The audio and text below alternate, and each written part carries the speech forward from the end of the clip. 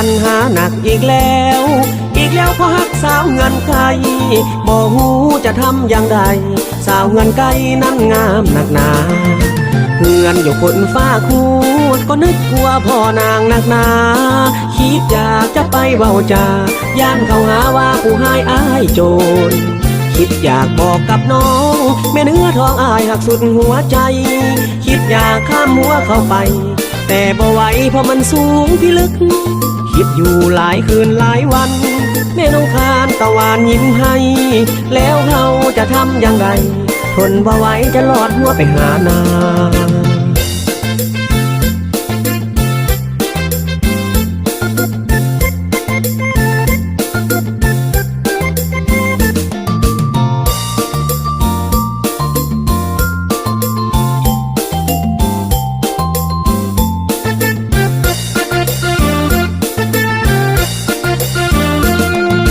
ปัญหาหนักอีกแล้ว